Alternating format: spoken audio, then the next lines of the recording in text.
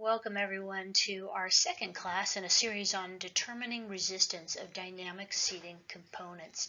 Today we're going to discuss determining resistance in dynamic footrests. So, dynamic footrests provide resistance to movement of the client through either a spring, an elastomer, a hydraulic. This resistance allows the client to move, stores energy in that dynamic component, which in turn helps the client to return to a starting position. Without that resistance, the dynamic footrest would simply fall rearward and downward. So seating dynamic footrests move in three distinct directions.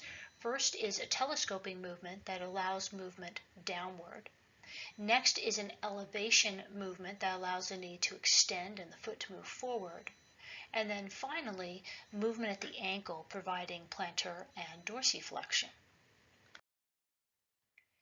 Now, the telescoping feature on the seating dynamic footrest is facilitated with a spring.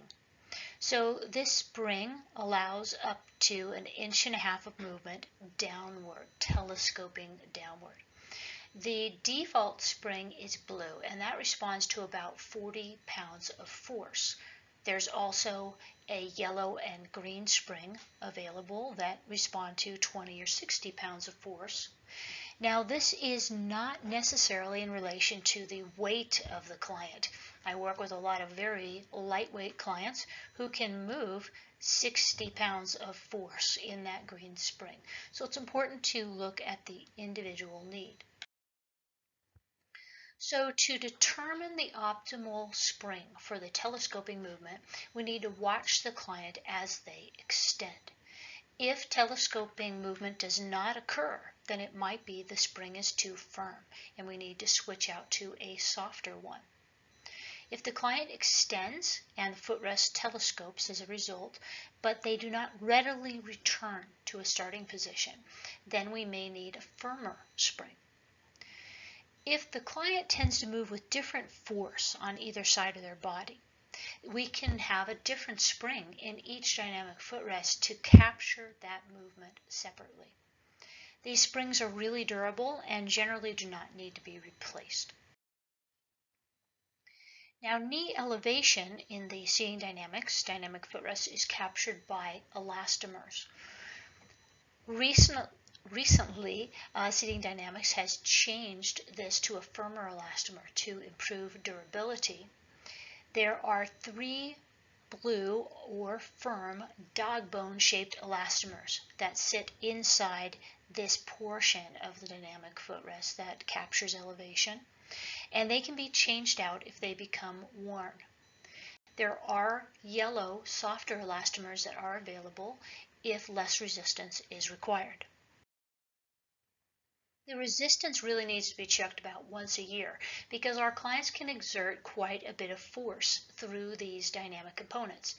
These dynamic footrests are often used to prevent breakage, and so instead of the footrest hanger breaking as it may had in the past, the elastomers are really taking that hit and may get worn and need to be replaced. So if you notice the client is suddenly moving into extension too readily, maybe they're not returning to a starting position very quickly, it might be that these are worn and need replacement.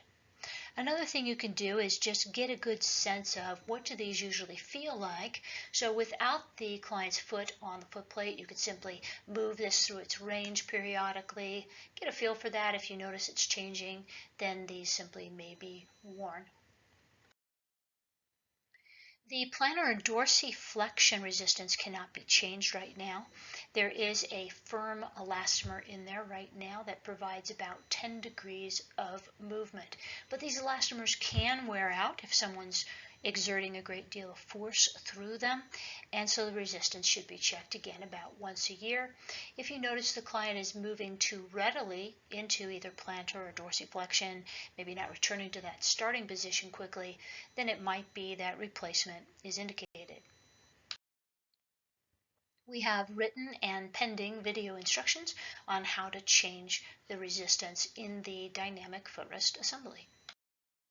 So our bottom line, Well, the optimal level of resistance is critical to the functioning of the dynamic footrest. Check if the resistance is optimal for that individual and work with the team to change it if needed. And don't forget to check those springs and elastomers, particularly the elastomers, to see if those might need to be replaced due to wear. If you have any questions or comments, please feel free to reach out to us, and I hope to see you in another quick class soon. Thanks very much.